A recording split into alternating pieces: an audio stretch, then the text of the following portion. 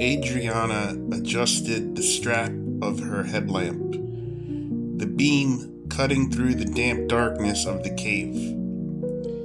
The air was thick with the scent of ancient stone and something else, something metallic, almost electric.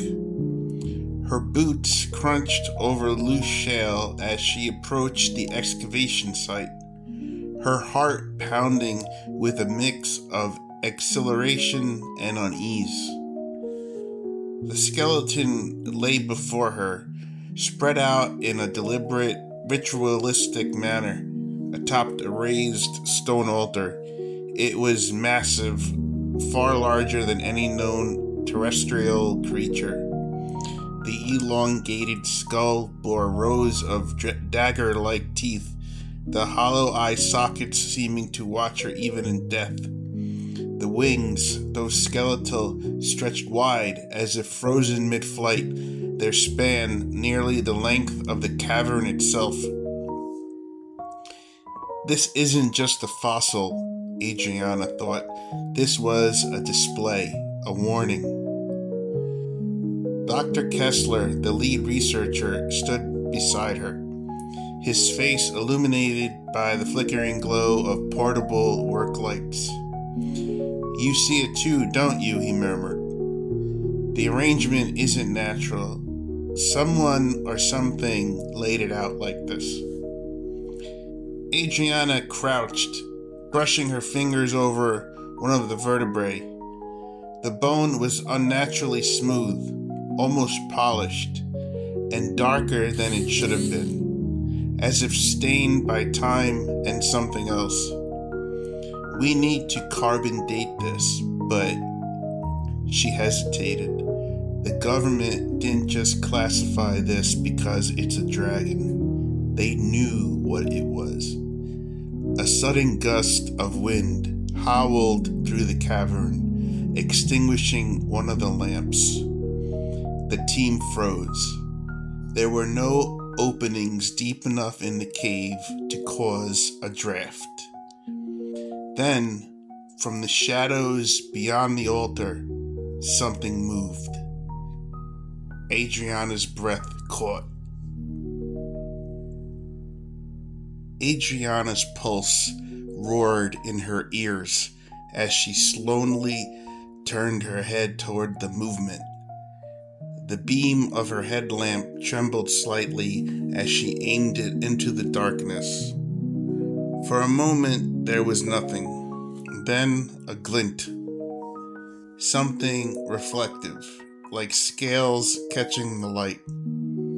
A low, reverberating sound, almost a growl, but not quite, echoed through the cavern, too deep to be human, too organic to be machinery.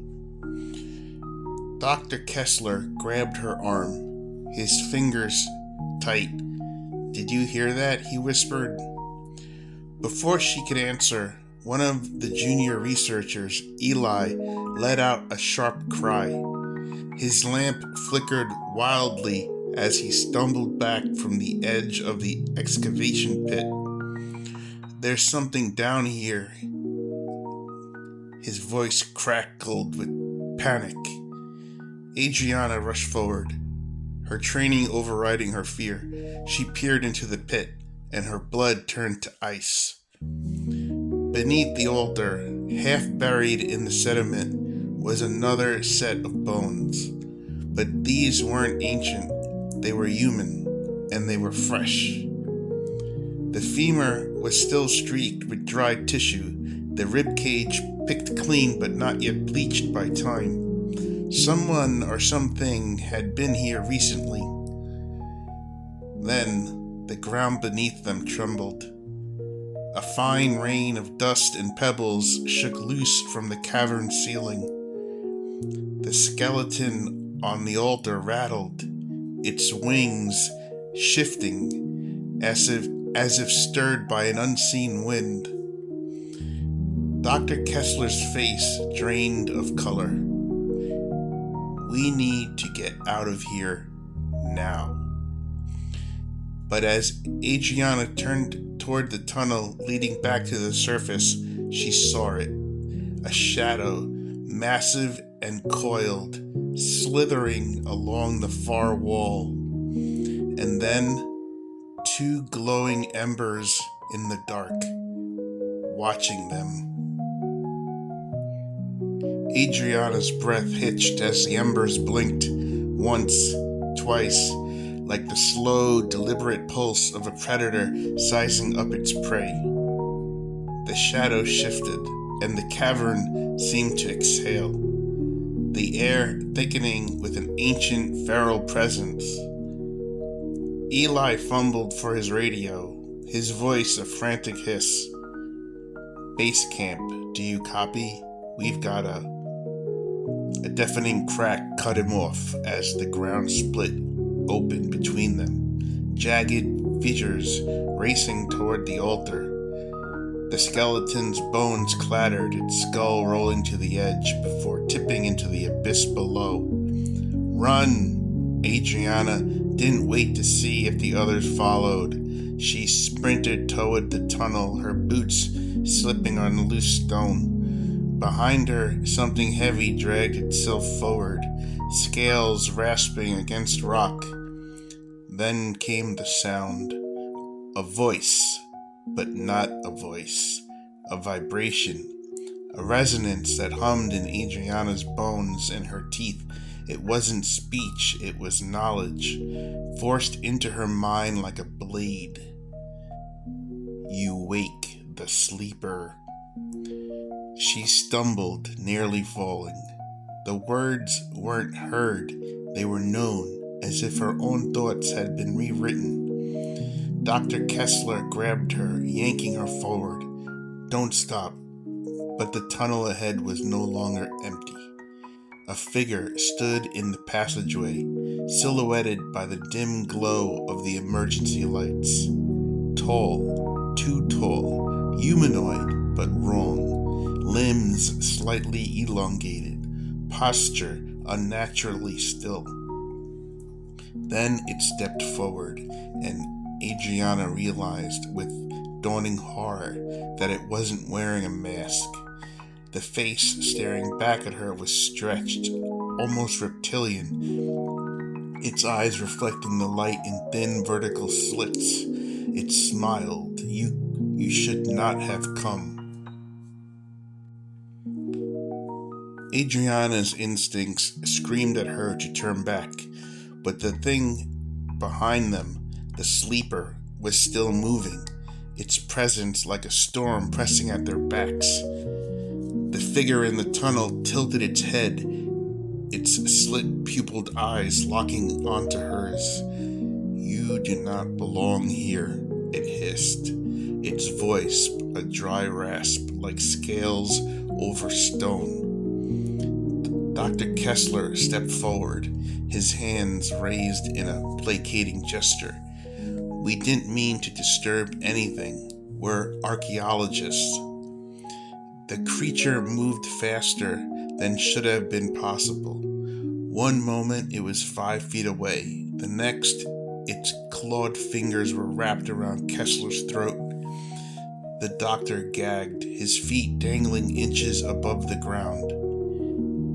Adriana acted without thinking. She grabbed a rock from the ground and hurled it at the creature's head. It struck with a dull thunk, and the thing snarled, dropping Kessler in a heap. "Foolish," it spat, rounding on her. "The sleeper stirs because of you, because you touched the bones." Adriana backed away, her mind racing. The skeleton on the altar, had they triggered something by disturbing it? Behind them, the cavern rumbled again, deeper this time. Behind them, the cavern rumbled again, deeper this time. Dust rained from the ceiling as the walls trembled. Then, from the darkness, a new sound. A slow, rhythmic dragging, like something enormous pulling itself free from stone. Eli's voice was a strangled whisper. "Oh my God, it's alive." The creature in the tunnel went rigid, its head snapping toward the cavern depths. For the first time, something like fear flickered across its alien features. "Too late," it murmured. Then it turned and ran, vanishing into the shadows. Adriana didn't wait to see what had scared it. She hauled Kessler to his feet. "Move, now." They sprinted down the tunnel, the walls shaking around them. The emergency lights flickered, casting jagged shadows that seemed to twist and writhe. Then, from behind them, came the sound of wings unfurling and a roar that shook the earth. The roar was unlike anything Adriana had ever heard. A sound so deep it vibrated through her ribs, rattling her teeth. She risked a glance over her shoulder and immediately wished she hadn't. The cavern was collapsing. Stone shattered as something massive, something alive, surged upward from the darkness. The skeletal remains they had unearthed were now just fragments beneath a living, breathing horror. The creature's wings, leathery and vast, stretched wide, sending a gust of wind so powerful it nearly knocked Adriana off her feet. Eli screamed, pointing ahead. The exit. The tunnel's mouth was just ahead, a sliver of daylight piercing the gloom. But between them and freedom, the ground was breaking apart, fissures splitting like hungry jaws. Kessler, still gasping from the creature's grip, grabbed Adriana's arm. "Jump!" They leaped over a widening crack, landing hard on the other side. Eli wasn't as lucky.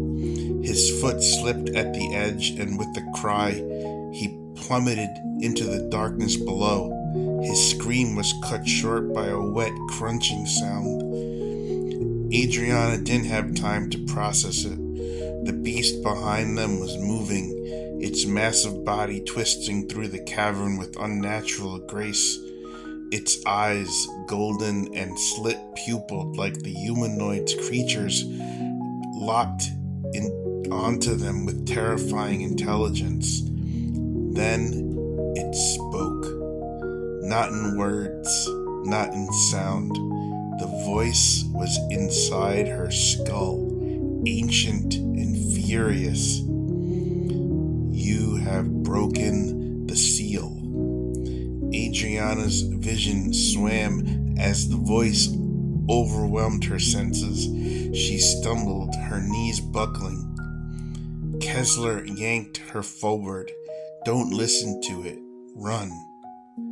They burst out of the cave entrance, blinding sunlight assaulting their eyes.